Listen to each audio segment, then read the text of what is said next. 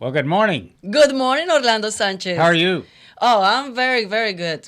We're in black today. I know we're matching. Did you get the email, no? It's not because we're matching. You know why we're in black? Why? We're mourning for our country. Yes. ¿Cómo se dice en español? Dar el Estamos, pésamo, estamos dándole el pésame al país. perdiendo el país. Ajá. Estamos perdiendo el Totalmente. país. Yeah, we're losing the country. And people say, well, why are we losing the country? Well, if you've been watching the news, you know what's going on along the border. And when you have waves of tens of thousands, hundreds of thousands added to the 20 million illegal aliens that we have in this country, you can see why we begin to lose our country as we know it. And so es triste, no? It's sad. Very, very sad. And, I always said that I came to this country in 1997 for the better opportunities to start a family because I wanted to start a family in the best country in the world. I want to bring opportunities to my kids too. And seeing what is going on since last year, because it's not just now. Now it's getting worse. But since last year, when I start seeing everything that it was going on with the riots and everything, I really literally cried because I said I came to this country and I was running away from the horrible things that is happening in Latin America, in Colombia and everything. And I came here and then to give opportunities or better opportunities to my kids and to see what is the future that my kids going to grow up in this country. And I was trying to run away from that situation, but apparently we're bringing it to this country. Exactly. And, even our kids that are immigrants that are well educated, that are graduating from high school, going on to college and getting degrees and trying to participate in the free market, their wages are going to be diminished because of the wave of, undocumented aliens and, the importation of cheap labor into this country. And we're going to develop that theme later on. That's what we're going to talk about today. But that's why Andrea and I are dressed in black. We're mourning the beginning of the loss of our country if we don't get our arms around this lack of immigration policy. I mean, this is a problem that's existed in America for, the better part of 40 years. This is nothing new. Waves of illegal aliens have crossed the border for decades, and both parties have been in charge, and here we are today, experiencing the crises at the border. So, having said that, we don't want to just pontificate. We want to, and I hear him coughing in the back, so he's eager to go. We don't want to pontificate. We want to try to have information from down on the border, right? The Rio Correct. Grande Valley. So who do we have today, Andrea? So we have Luis H. Cavazos. He's a former student for the Leadership Latino. Is one of our programs in the Texas Latino Conservatives. He is over there in Brownsville, Texas, in the border, and he is having, a lot of information about the situation that we're living, the crisis in the border. But he's not only our former Leadership Latino student, but he is, he's a very active in the community. He is being a volunteer for the governor, Greg Abbott, and he has been doing a lot of things, not only in politics, but in the community. And he is with us today. We were supposed to have him last week, but we have a technical issue. But finally, Luis. I want to say, and I also want to say, the reason we bring in, not only is he a handsome man, as you can see, but I want to tell you, the Rio Grande Valley is chock full of young conservative Latinos, and what we try to do is showcase our conservative values in Texas. And so Luis is one of those. He is a graduate of our nonprofit program, what we call Leadership Latino, and we will be in Dallas, Texas. So if you want to participate and be like Mayra Flores and be like Luis, sign up on our website. It's TexasLatinoConservatives.com. On the far right top hand corner, you'll see a link to Leadership Latino. Sign up. But Luis, welcome. How are you? Hey, good morning to you guys. Thank you so very much for having me. Appreciate it. All right. So tell us a little bit about, before we do that, Luis, can we do something? I understand you Sure. were on national television. Do you mind if we roll I was. do you mind if we roll that piece real quick? Hey, no problem. And it is a Biden border crisis, in my opinion, because there's no plan of action. And seeing what we're seeing now with what's happening in the Rio Grande Valley with people wrapped around in blankets made out of silver, I mean, it's just kind of absurd what's happening. Why do you say the way the administration has handled this, you personally feel it's a slap in the face? Well, because when you're pleading with the president to stop the release of migrants into your community while we're dealing with a weather phenomenon that hasn't happened in 20 to 30 years, and we only get 3 or 4 days of that time, per the Border Patrol sector, which, by the way, we have a great relationship down on the ground with our chief and non-government organizations. It's just really like, whose side are you on? The American people were without water, electricity for days on end in Del Rio, Texas, and you're going to release migrants, those individuals that are seeking a better life and opportunity into this weather phenomena. I just don't understand I don't even understand how that could even happen. Okay, so I was setting that up. I should have said, this is the mayor of Del Rio, Texas. He's a Democrat. Let me repeat, the Democrat mayor of Del Rio, Texas. Now let's roll Luis's piece on Fox News. Texas Governor Greg Abbott firing back at criticism after lifting COVID restrictions, pointing to President Biden's immigration policies. This comes as officials in Brownsville, Texas, have confirmed that at least 108 asylum seekers have tested positively for coronavirus, and they don't have the authority to stop them from traveling. They encourage them not to travel, but as you can see, so many of them just hop a bus and travel all across the country. Here now to discuss is Brownsville Republican Club president and lifelong resident of Brownsville, Luis Cavazos. Luis, good morning to you. Good morning to you, sir. It's truly incredible. I was raised here in Brownsville, Texas at the age of 20. I'm 26 years old currently today. And it's pretty sad because a lot of these citizens, a lot of the migrants that are here with us today in the city of Brownsville, they're being put on buses and they're being sent all over the nation. That's right. And the federal government is putting no accountability with it. It's truly shameful, to be honest with you. And it's truly shameful that the Joe Biden administration currently is doing nothing for the local residents of the city of Brownsville. And so there you have it. Luis, give us an update. What's going on today? Tell us what's the scene like down there in Brownsville today? It's still exactly the same, Orlando. Nothing has really changed. From my understanding is that some of these people are being put in hotels now by the Border Patrol. A lot of these migrants, they're not even given a court date. They're just saying, hey, let them go in, put them on buses, and let them go loose into Brownsville and to different areas in the United States. So it's pretty upsetting to me. It's just gotten even worse. I would think it would get better, but with Biden in charge, I don't expect anything less from him.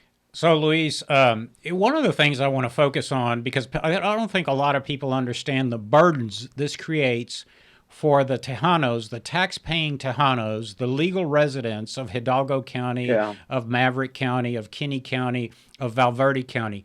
This places a huge burden on our Tejano taxpayers. And so, give us an example. What's going on? What are the resources that are being used locally that you guys are paying taxes for that should be going to services to legal residents, legal Tejanos? What are the services that are being consumed by these illegal aliens other than our federal taxes going to pay for their hotels? Well, one thing is that the city of Brownsville is having to use their personal resources. They're using their people. They're getting people from the city to go in and test these people. Okay. And all of those resources should be used for the citizens of Brownsville. And not only that, but we're also one of the poorest areas in the United States. So our area is getting burdened not just with federal taxes, but with local taxes as well. So all the local money is going to help other people, all of these migrants that, at the end of the day, are not going to help us. As a matter of fact, they're a burden to us, unfortunately, because of what's going on. So it's pretty shameful. Luis, is any plan between the community in Brownsville or the government in Brownsville to try to deal with these issues? I haven't heard any of the government reach out at all. They haven't really talked about it. Unfortunately, they're all run by Democrats. Some of which, some of them are good, some of them are not. as far as the city commission is concerned. But I haven't heard anything from them specifically about how to, as far as a plan of action is concerned. It's quite upsetting because as a citizen of Brownsville, I feel that, we're being kind of left behind. Nobody's really focusing on us at the end of the day, for instance, like I said, going back to my uncle and on the issue of the bus, we have a lot of people that are put on buses. A lot of those people don't have cars. And if they don't have cars, they're not going to have access to get the vaccine. If they don't have access to get the vaccine, they're going to be the first ones to get sick. Once they get sick, they're going to come in contact with other people, and they're going to get more people sick within Brownsville. And eventually they're going to catch up to me and catch up to members of my family who don't have the vaccine. It's not fair. It's not fair at all. Luis, county judges in some urban counties in Texas that don't live along the border have a solution for this, as well as some local municipal leaders. And I'm going to talk about Houston. Our county judge, Lena Hidalgo, and some of our city council members were marching in downtown Houston behind a huge banner that said "Abolish ICE." That's the solution from the liberals in urban areas of Texas, because they have been getting the feed from the national media about how horrible we are as U.S. citizens by not being compassionate enough to let these immigrants just cross on their own, in an open border situation. That's their solution. Open the border, let them come in. But people just don't realize the burden that this is creating on our Tejano taxpayers along the Mexican border, of which we have over 1,200 miles. There are a lot of legal, multi-generational Mexican Americans that live along the border, and the burden is being levied upon them. And not only upon them, but the taxpayers of Texas are having to pay taxes through sales taxes and property taxes. That money is now being diverted to the border. And on top of that, April 15th is coming. You're going to write a big fat check to the federal government for border protection, which isn't happening. And so, again, what's happening in your local hospitals? I mean, I always tell people when these coyotes come across, these human smugglers come across and they get into an accident, it's your local EMS that has to respond, right? It's your local sheriff. And Absolutely. when they're injured, they have to go to your local hospital. People don't realize that. Talk about that. Yeah, a lot of these people that when they're caught, for instance, if you have a pregnant woman, they're automatically going to be sent to our local hospitals, and their families are going to be sent there, and they're going to end up, and if they're sick, and you've already have people that already have COVID in the hospital, that's an extra amount of people that you're going to have to take care of, and it's not fair for people like me. If we get sick and we have to go to the hospital and we have to deal with people that are already sick already, and they're not American citizens and not citizens of Brownsville. And it's not fair to the citizens of Brownsville, for instance. And what I wanted to focus on is a lot of these refugees that are coming here. Anybody that comes here to the United States illegally has to go through a coyote, to the coyotes. They have to go through them. That's the only way that you can get here. These coyotes are they're all members of the cartel.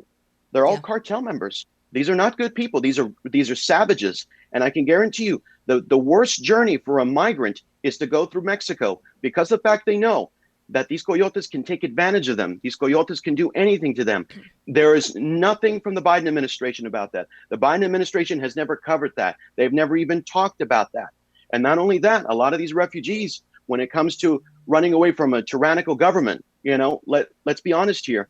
Mexicans are not given the sort of status that Central Americans are. And I can guarantee you right now, the Mexican government's not the most moral government that's ever been. As a matter of fact, a lot of these people that are running away in Central America, they're running away from violence in Central America. But what about the people of Mexico? There's violence there. There's the cartel violence. There's the coyotes. Where's the Biden administration discussing that? They don't discuss any of that, Yeah, well, what's amazing to me is not only are they running away from violence, Luis, they're running away from socialism. And in Bolivia, in Guatemala, Nicaragua, and Cuba, and Venezuela, we know that all those people are coming through. I mean, socialism has been tried in Latin America. It's an utter failure, and the people are not only running away because of the violence and the collapse of those civilized governments, because of socialism, but now they're bringing it over here because these folks have the expectation. They know nothing about Western civilization. They know nothing about the United States, even though the left says that we're horrible because we ran off the indigenous people and, we have to do reparations and we're in the cancel culture. And, it's all, pardon me, BS, right? But socialism is being imported. People don't realize. That's why Andrea and I are in black today. We're in mourning for our country because the failures, the failures of Latin America in general are being imported here. We have 20 million undocumented aliens that have been living here for 30, 40, 15 years, and now we're bringing in tens of thousands more from Central America. These folks don't understand free markets, capitalism. They haven't been educated through our system of education that values free market, that values the Constitution, that values the individual, that values liberty. No, these are people that are used to failed socialist governments, and they come here thinking that the Biden administration and Bernie Sanders and Nancy Pelosi are going to take care of them by sending them government cheese, by sending them $700 here and there or $1,400. Folks, that ain't going to work. And today, the media reports that the current administration, the Democrats, are going to cancel student debt. Cancel? There's no such thing as canceling debt. You're just letting, the young people that have the debt, that signed a contract and it's like a mortgage. You're obligated to make that pay. They're going to cancel that. No, they're not. They're going to shift that to the taxpayers. You and I are going to have to pay that government debt. We all going to have to pay. And then I don't understand what is the purpose of this administration. And instead of fixing the problem that we already facing for decades, but no, it's getting worse. It's bringing those people and without a plan. Because it's not even a plan. It's just like, just come here and we'll see. We'll figure it out. We will never figure it out. We haven't been, the governments for decades haven't even figured it out how to fix the situation that we already have here. Well, we started by building a 1,200-mile fence, which the Democrats called the wall, right? But it's a fence. I've been down there. I don't know how many of you folks have been.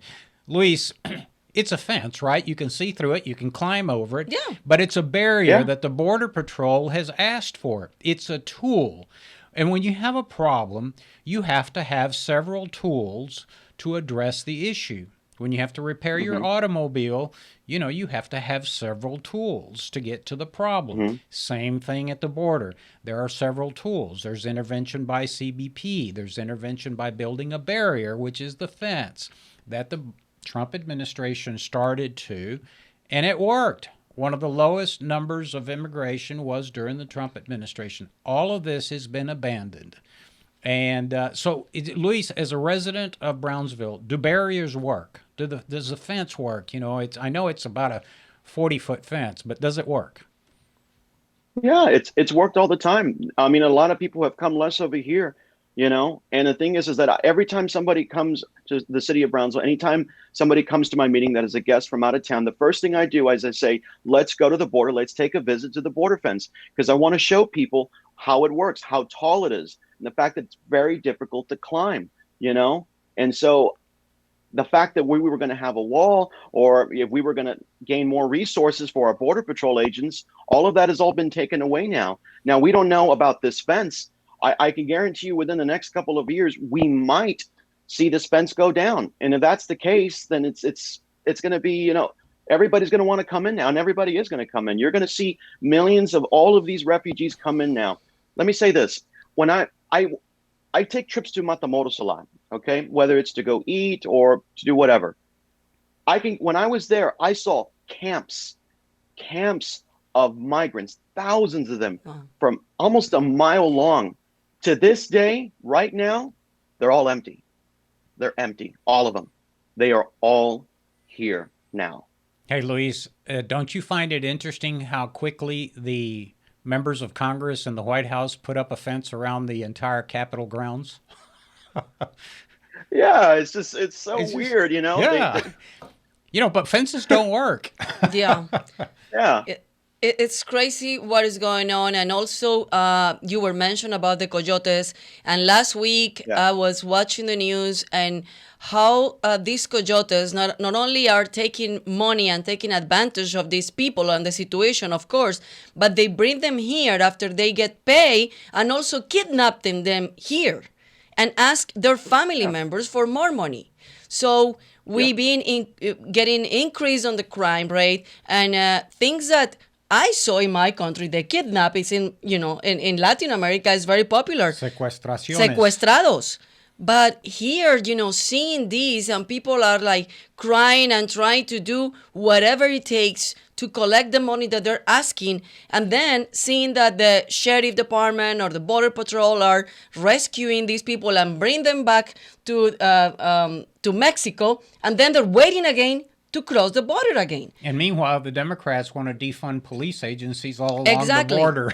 It's crazy. Defund the police and defund the border patrol, and that's also not only the crisis that we're living in the border, but also the crisis that we're living in the community over there that is already working, trying to protect the border, and they're afraid that when it's going to happen, are they really going to happen that they're going to defund the police, they're going to defund the border patrol? So it's like everybody's living in the limbo. Yeah, what I wanted to say is that some of our past sheriffs, both in Cameron and Hidalgo County, I think not this past sheriff, but the other past sheriff and the second past sheriff of Hidalgo County are in federal prison to this day. I think actually the one from Cameron County. And wait. What party did they belong to? Democrats. Oh. They were Democrats. Why are they serving time in the Texas Department of Criminal Justice? Well, the former sheriff of Hidalgo County, which I think he's out now already. He's been in prison for a number of years, but he was working with the cartel. They were, As a matter of fact, I think there was actually on Rolling Stone magazine. I'll send you guys the link of it. I think they were. I don't remember it, but it was he was working with the cartel. He was given money. They were working deals here and there. So there's no integrity here on the border amongst our law enforcement. There's no integrity on the sheriff's department. There's no integrity. I mean, our former district attorneys in federal prison. We have a former state district judge in federal prison as well. They were making dealings with different court cases, saying, okay, which court cases, who should we put in prison? Who shouldn't we? Who's going to take a deal here? Who's going to take a deal there? What I'm trying to say is there's absolutely no integrity amongst the Democratic leaders here in the Rio Grande Valley. That's one of the reasons why I'm a Republican today. The Democratic Party left me. I was a Democrat up until the age of maybe 17 or 18 years old. And I said, I'd had enough. I'd had enough of all this. And I said, it's time to go elsewhere, because every time I'd hear politiqueras, I'd hear the word, copandrismo, the compadre system, where everybody's friends with each other. Everybody's saying, listen, I'll scratch your back. You scratch my back. You take a deal. I'll take a deal there. It's been like that here for over 100 years, and it hasn't changed. And that's one of the reasons why I'm here today, because I want to make that change in the Valley. And I know so many people that are in the Valley today, a lot of the young Republicans, Hispanic young Republicans here in the Valley, both in Cameron and Hidalgo County, want to make that change. That is something very interesting that you just mentioned. Why you were in a Democratic Party, because this is not the first time that we hear this, not only outside of the show, but in the show. Mayra Flores was saying the same thing, that she was afraid to tell her parents that she wanted to be a Republican Party. So tell me a little bit about that, because this is very interesting. Well, for instance, being a Democrat down here is like being part of a religion. It's like Catholicism, nothing against Catholicism. I am a Catholic, but, when you grew up in it, you're raised in it, you're baptized in it, you make a confirmation in it, and, and you go, as a young age, I was going to all of these sort of pachangas, which are these political parties, and when you grow up in it, you're surrounded by people who indoctrinate you at a very young age. They tell you what it is, how things are run. This is the way things are going to be. And if you don't like it, here's the thing. I never heard the word Republican amongst Democrats. They never spoke of the word Republican. If you even mentioned that you were Republican, they're like, what's that? I've never heard of that. My grandparents had never even heard of that. They said, no, mijito, we don't know what that is. You get the vote straight ticket. You just pull the palanca, pull the straight ticket vote, and that's it. That's all you need to do. You don't need to think outside of it. There are even Republicans to this day. When I was a student, I was in the library once, and I overheard a conversation from a gentleman speaking to a girl, and he was actually promoting a Democratic candidate. And she said, he says, "Are you a Republican or a Democrat?" And he says, "Well," he says, I'm actually Republican, but Republicans don't win down here, so I might as well just work for the Democrats." There are people who are actually members of the Young Republicans of Cameron County. One girl, for instance, I won't mention her name, but she's working for a Democratic state representative today. And the reason is that she feels that being a Republican down here does not work.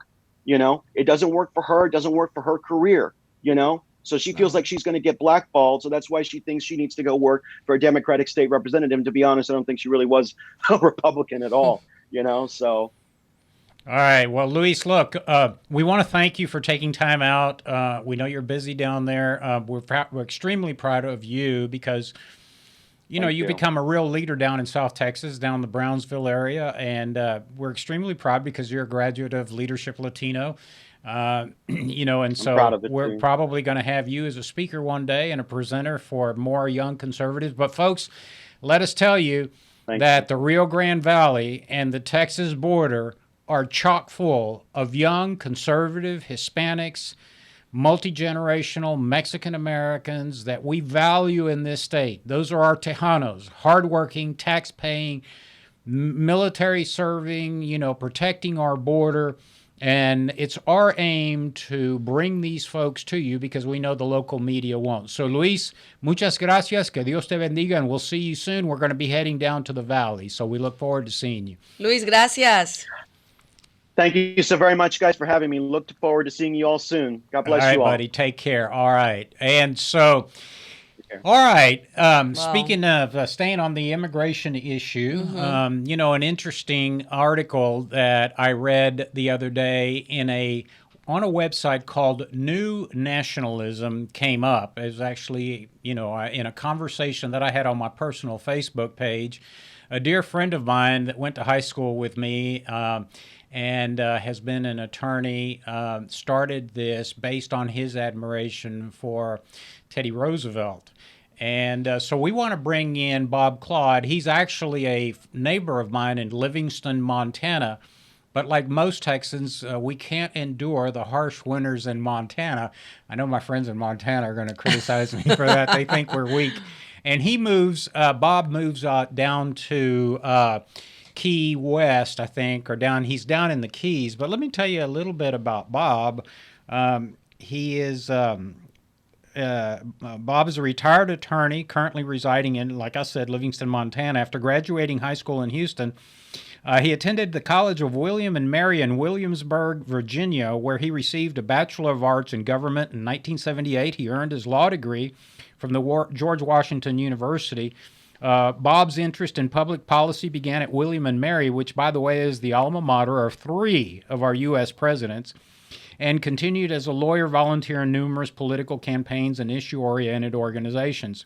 His website, newnationalism.com, is a new public policy venture designed to meld his interest in history and admiration for Theodore Roosevelt in order to develop a new unifying political ideology for America that will keep the nation strong through the current century of turbulence. And Bob, again, he wrote an article, and I'm going to let him tell you about it, that he talked about, and this is what I want to bring up today.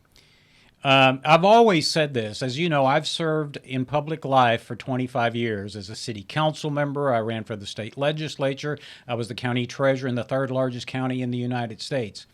Illegal immigration is a modern-day type of slavery, an indentured servitude.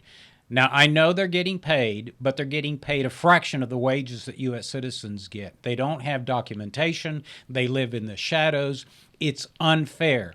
And the article that Bob, I think, penned in his New Nationalism this week talks about the exploitation of the immigrant, which was a concept that President Theodore Roosevelt talked about. So, Bob, I'm sorry to be pulling you away from your fishing down in the Keys, but thank you for taking a few minutes of your time to be with us. Talk to us a little bit first about the new nationalism, but then talk to us about the theory that you wrote about, which is the exploitation of human beings for the benefit of cheap labor in this country. Well, thank you, Orlando, for having me on your show. Yeah, as Orlando mentioned, we go back a long way, not just to high school, but we continued. I was proud to work with him in some of his earliest political campaigns, and I'm pleased to see what he's doing now. It's important work, no question about it. Certainly, going back to your first segment, what's going on at the border is heartrending for both the migrants as well as the residents there. Unfortunately, they are reaping the whirlwind of our failure to have a coherent immigration policy for at least the last 30 years. And it's difficult for the government should have had more resources to help them. They didn't have the real or arguably the legal ability to do it. And it's time to ask why. And that's what I try and do in the article. The purpose of the website is to try and develop a more unifying, positive nationalist vision for the United States. I tip my hat to Donald Trump for how he, addressed certain, how he promoted it, how he tried to implement certain nationalist issues, not necessarily how he promoted it, because unfortunately he often utilized ethnic nationalist rhetoric, which I think was unfortunate. But the fact is he went in the right direction. It is now up to the rest of us to take that lead and start moving in a unifying direction. And I think the life and philosophy of Theodore Roosevelt is a good way to do it. Roosevelt actually appeals to both liberals and conservatives alike. His advocacy has a strong foreign policy and a strong military, as well as his advocacy outdoors appeals to conservatives, and many of his progressive policies appeal to liberals. He also dealt with many of the same problems that we're dealing with today, not one of which was the effect of immigration and the use of immigrants to keep wages down in late 19th century, early 20th century America when he had his political career. Liberals and an increasing amount of conservatives have been justifiably concerned about rising income inequality in the United States and the difficulty of workers without advanced degrees and some with degrees have in achieving the American dream. Well, there's no question there are a lot of factors in this, not the least of which, in my opinion, the failure to invest in education. One of them is the fact that the legal immigration has had a role in depressing wages and enabling people to move up the economic ladder. I call it the new slavery because essentially what it is business at least acquiescing to the arrival of poor immigrants with low skills who can perform jobs which, and this is the rhetoric, as you've undoubtedly heard, no Americans don't want. In addition, of course, it occurs at the high end, what would be considered around the high end, and among technical workers, where the H-1B visa program essentially allows big tech to keep their wages down by bringing in workers from other countries with lower student debt. So we run into a situation where people can't break out or get entry-level jobs. Those entry-level jobs are not the ladders to advancement that they historically have been in America, and so they're trapped at the bottom. That creates despair, and unfortunately, you're seeing, Democrats and others exploit that despair to push redistributionist theories that, in fact, don't help them. I've just said, and I think what Roosevelt would agree is the government would just simply do its basic job of securing the borders, ensuring people have an adequate access to basic services, police, fire, all of that, and also an equal chance to succeed, which means that you act against corporate power, you reject identity politics because it leads to division rather than unification. That's a program that anyone from, whether you're talking about a recent arrival to longtime Americans, would support. That would unify us. And that's the kind of program that Roosevelt advocated, especially in his New Nationalism speech made in Osamatoni, Kansas in 1910.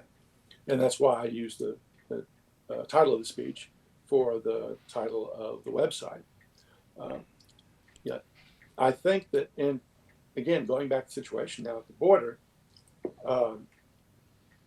you're now seeing with the arrival of these migrants from Central America a new justification, and that is that they are fleeing political violence and corruption in their countries, and that they ought to be allowed in as refugees. Well, that undoubtedly is true, certainly certain parts of Central America, but the sad fact is, it's also true in parts of the United States. Right now, the murder rates in cities like Baton Rouge and Detroit and Houston, St. Louis Houston, are higher than the murder, and parts of Houston, no question, are higher than they are in Guatemala, Honduras, and El Salvador. Mm-hmm.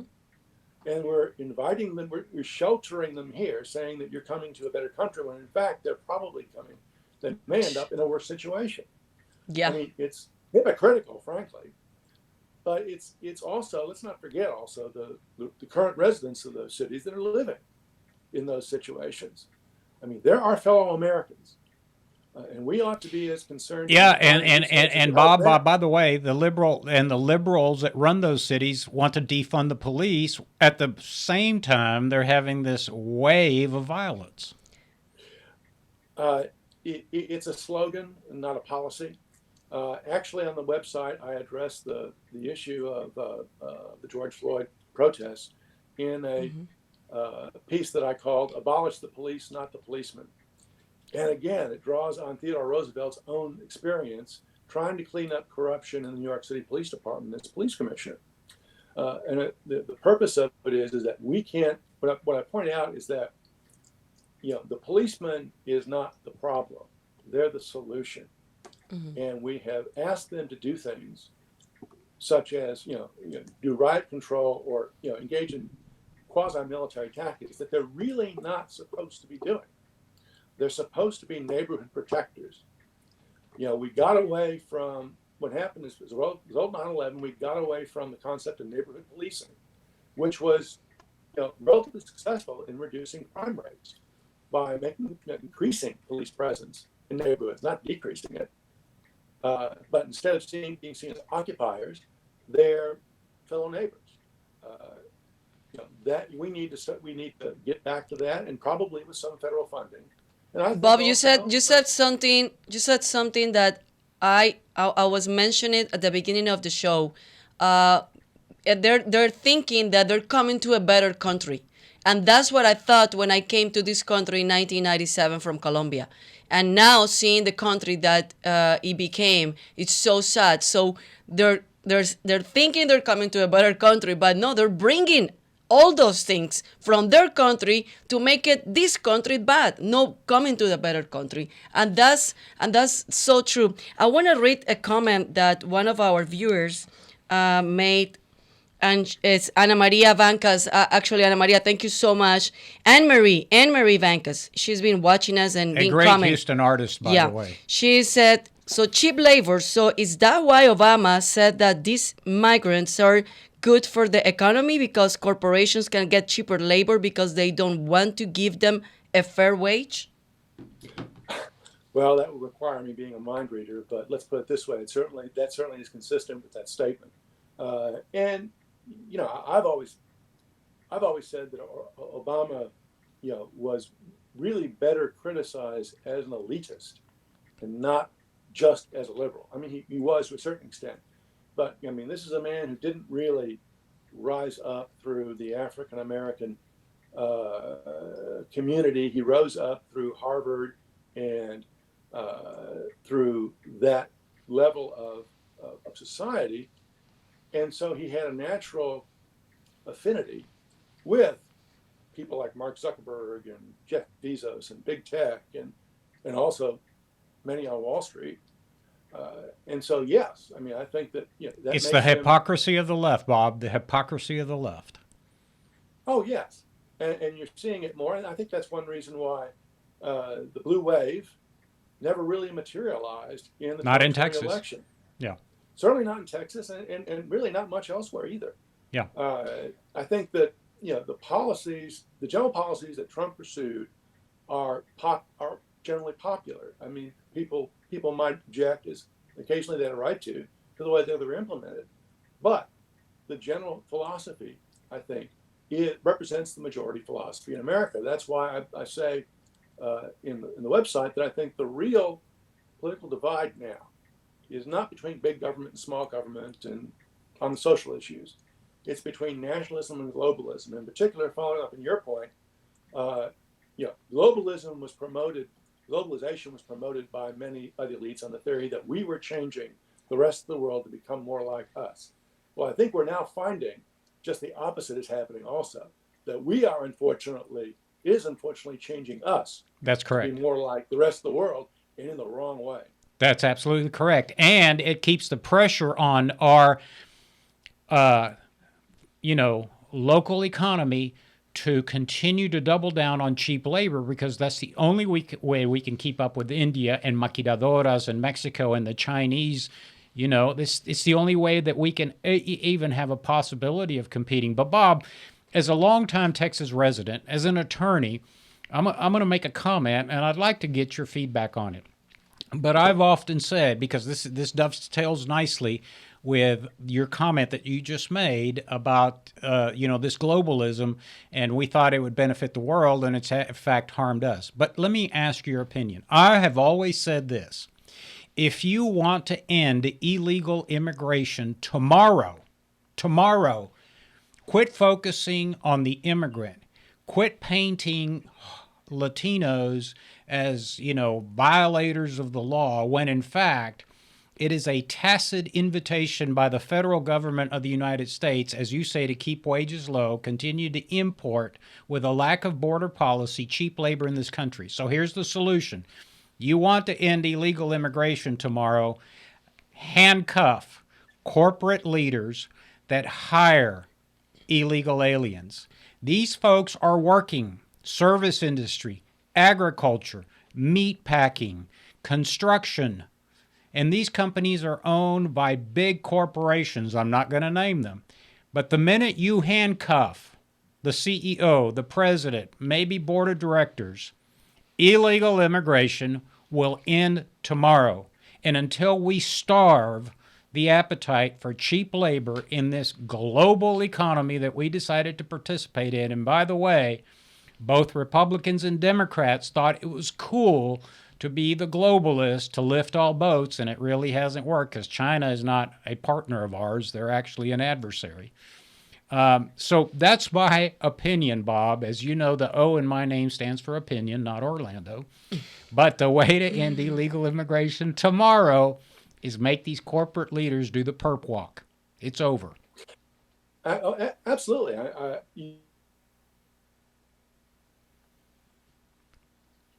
A strong E-Verify program that is adequately funded and adequately enforced, so that you're right. You have federal rates. Wait a minute. Can you repeat that again? What? Can you repeat that again? I'm right, correct? Absolutely. Oh, he loves to be right. Yeah, that was me saying you're right, Orlando. Well, yeah, it has to happen. Okay. Well, good. I'm glad. Look, that's an issue that we are going to try to develop. I'm going to give kudos to a couple of Houston business leaders, because they have been pushing a E-Verify system that allows us to identify and tax workers in America, even if they're undocumented, that crossed the border 40 years ago illegally. So we as conservatives have conservative solutions to the current crises that we're facing. But, Republicans got to roll up their sleeve, and they got to propose conservative solutions both along the border and in urban areas. And so we will develop those issues further on down the road. Bob, we're out of time. Unfortunately, we don't have all the time in the world in this program. We want to thank you for taking a few minutes of your time to be with us. Folks, Bob is, in my opinion, a brilliant writer. So if you want to follow him, it's newnationalism.com. Newnationalism.com. He's the editor-in-chief. Communicate with him. You can send Bob an email. You can communicate with Bob. And we want to thank you again. I know it's a big fishing day for you down in the Keys. I look forward to seeing you in Montana. And thanks for being with us, Bob. Thank you very much for having me, Orlando. Bob, thank you so much. Enjoy the rest of your day. Thank you. All right. Well, look, I've got to give kudos to Mark, our producer here. This has been a flawless show. I know. So far. And we have somebody else too. We have somebody else, I think, that might want to chime in, and we're going to see if our technology that we've been trying to work on for several weeks will work. So we always tell people, those of you that are watching us, if you want to participate in the show, there's a link you can click on and we'll bring you on live. So I understand that we have Michelle Gamboa, who is the vice chair of the Gregg Republican County up around the Longview area. So Michelle, how are you? Are you on board? We don't hear you, Michelle. Can't hear you. You got to turn your microphone on. All right. Well, good. Michelle's having Michelle, we don't issues. hear you. Today we cannot blame Mark for that. No, we can't blame Mark. We were blaming Mark last week, but not today. Michelle, we cannot hear you. Yeah, make sure your microphone is on your phone or laptop, but or you can try to come back on again. Michelle, we cannot hear you. I don't know if you hear us, but we can't hear you. Okay, well, we got half the technology to work, so yeah. We'll try it again some other time. But look, it's been a fascinating show. We wanted to talk about the important issues, and here's what I think. Illegal immigration is not a new phenomenon. Illegal immigration is the result, as Bob Claude mentioned, of a United States policy. It's like a spigot, right? When you want cheap labor, you open it. Yeah. When there's enough cheap labor and the people and taxpayers of the United States are complaining, they close it, right? Mm-hmm. And so in Spanish, it's called una pila. Cuando necesitan obreros que vengan a trabajar barato, abren la pila. Abren la llave. La llave. La llave. Bueno, la llave del agua. Los cubanos le dicen pila. Y en Abre Colombia la pila. llave del agua. Okay, abre la llave. Bueno. And so that's immigration policy in the United States. Need cheap labor? Tear down the fence, abolish ICE, let them come over, and put the burdens on the local taxpayer. What do I mean by that? Because everybody knows that when an illegal alien, whether they're in Arkansas at a chicken plucking plant or picking grapes in California or constructing a highway in Texas, when they get sick, they don't have access to health insurance. They're undocumented. So who picks up the tab? You and I, the local property taxpayer. The Supreme Court has said that every child on this in Texas and in every state in the United States must have a public education. Guess who picks up the tab? You do. When they are driving, because some states wanted to give them driver's licenses until we had, the new change in the driver's license, because now we use driver's licenses to board airplanes, because you have to have documentation to board an airplane. Mm-hmm. You don't need it to vote, but you need it to board an airplane. Yeah. True ID. That's what it's called, true ID. But when they're driving without insurance and they cause an accident, you pick up the tab. So there are huge burdens to the local taxpayer in the United States for this wave of illegal immigration. And you folks need to realize it. We wanted to bring it to the fore and talk about it. We wanted to bring in Luis, who lives on the border. On the border. We wanted to talk to Bob, an attorney, as a public policy expert, to talk about, why we have illegal immigration. And we want to inform you and educate you that you're picking up the tab in more ways than one for the burdens placed on us as taxpayers by illegal immigration. And I want to add something that Luis was mentioning, and he was saying that he's been seeing on the news over there, that they're being reported that these people are being in hotels. But I haven't seen that in national news. I haven't seen that in big cities news. And why they're not focusing on the real problem, and they are like victimizing of all these people. Like, oh, poor them, they're crossing and it's a lot of people and they don't have anything to eat. So they're like victimizing them, but they're not seeing and they're not reporting on the real problem that we're already facing here. Andrea brings up an interesting point. Here's the tragedy of liberalism in the United States. Many decades ago, the liberal left in this country just cracks me up. Everybody that goes to Austin, Texas, or Houston, Texas, or any liberal state or any liberal city sees massive communities of tents, the homeless. Folks, most of the homeless have substance abuse issues, alcoholism, drug abuse, or mental health issues. These are medical needs.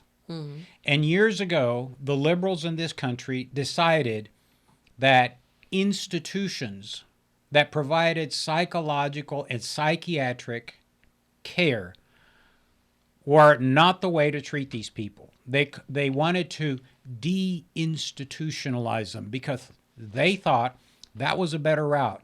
Yes, get them off their medications, get them out of buildings that are air-conditioned with showers, that provide meals, that provide counseling, and put them on the streets. That's liberalism at work. And you and I, as taxpayers and voters and citizens of America, are still trying to figure out why we have a homeless problem. Are you kidding me? I can tell you why we have a homeless problem. Because we've stuck our head in the sand on mental health issues. We have stuck our head in the sand on substance abuse issues, and we throw these American citizens out on the streets in tents to live under freeways, but we will provide vouchers for hotels and motels for undocumented illegal aliens? Are you kidding me? Is that what America has come to? It's unbelievable. And so that's why immigrants like Andrea and like me, and by the way, like Michelle, who tried to get on the show, who's an immigrant, a Mexican immigrant from Juarez, are disappointed. We're horribly disappointed in our government and our leadership. We're paying taxes for this, that our veterans and our citizens that have substance abuse, mental health issues are thrown in the streets, and we give vouchers to illegal aliens? Holy Toledo, what have we come to? I don't know. It's so sad. And I was like, when Bob said that coming to a better country, coming to a better opportunities, this American dream is not anymore the American dream. It's like, it seems like the American nightmare. Yeah. And so as you guys know, Andrea and I have been traveling and meeting Texans that are conservative all across the state of Texas. We're going to continue what I call our road show, right? We're going to be in the Rio Grande Valley on our bus tour. We will? Oh, yeah. You didn't know that? No. You invite me? Yeah, you're always invited. But look, here's the problem I see with conservatives in this country and in our state. The liberal left will call conservatives because we want a strong border policy. By the way, conservatives are for immigration. Let me repeat that. We are for immigration. We're for people like Luis's family and Mayra Flores' family and Michelle Gamboa's family and Andrea Gomez's family and Orlando Sanchez's family to immigrate to the United States. We don't care what country you're from. We don't care about the color of your skin. But we want you to do it legally. That's what conservatives believe in. We're for immigration. Our hearts as conservatives swell up with pride every year when we swear in as naturalized citizens more than 1 million people from every corner of the world. We're proud of that as conservatives. But as conservatives, we do a poor job of defending ourselves in conservatism. Here's how. The liberals will call us racists because we're not for open borders. And we don't respond. We don't have a response for the attack of racism. Mm-hmm. And, you know, it's like the question that politician might get. When did you stop beating your wife? Well, wait, how do you answer that, right? I never beat my wife. Yeah. But it plants the seed in the viewer's mind that you're a wife beater. So this is what the liberal left and the media do. They accuse us conservatives of being racist. I respond by telling people that accuse me of being a racist, well, you're wrong. See, I'm a member of the Republican Party. There's only two teams to play on, the blue team and the red team. I choose the red team because they're more conservative. And so you're wrong. I'm not a racist, and the party I belong to is not a party of racism. In fact, the party I belong to was founded in Wisconsin for the elimination of slavery in this country. Our first president, Abraham Lincoln, signed the Emancipation Proclamation, which we will be celebrating in June in across the country, but it's significant in Texas. We're the party that wrote a dissent as a Republican. We had a Supreme Court justice that wrote a dissent in Plessy versus Ferguson. It was the Republicans that saved the 1964-1965 civil rights laws. So we're not racist. But let me tell you what the liberal left in this country is. They're exploiters of Latin Americans, that they allow them to come here without documentation so that they have a poor quality of life in the United States, so they can do what Bob said, participate in the global economy that y'all have created, you, the liberal left leaders, and keep their wages low and keep our wages low. That's called exploitation. The definition of exploitation is when somebody takes advantage of another human being because of their lower position, their powerless position. That's what the liberal left in this country is. We're not racist. Y'all are exploiters of human beings from Latin America. And that's my point of view. No, definitely, totally agree with you. And you agree? Oh, well, yeah, sometimes I agree with you. And they want to keep them that way. They want to keep them uneducated. They want to keep them to not speak English. The lower that they teach are. them in Spanish in schools. Yeah. You know, it's don't better give for them an opportunity to become part of the society by immigrating here legally. No, it's a disaster. It's an exploitation of human beings. And I tip my hat to the liberal left, the leadership of this country right now. You guys are doing a great job. And by the way, keep scratching your head as to why Tejanos in South Texas are voting with conservatives. You're reaping the seeds that you're sowing, folks. Yeah, they're doing a favor. Yeah, we appreciate it. All right, we're out of time. Yeah, I know. Well, thank you so much for being with us. Please check our website, TexasLatinoConservatives.com, TexasLatinoConservatives.com. Please become a member.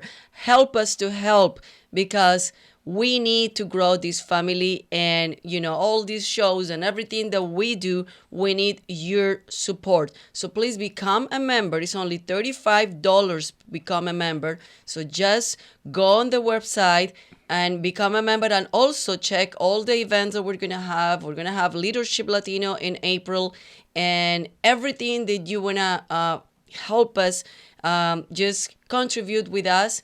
And if you don't Contribute. I have to help her with her English. Yes, I know, with my English.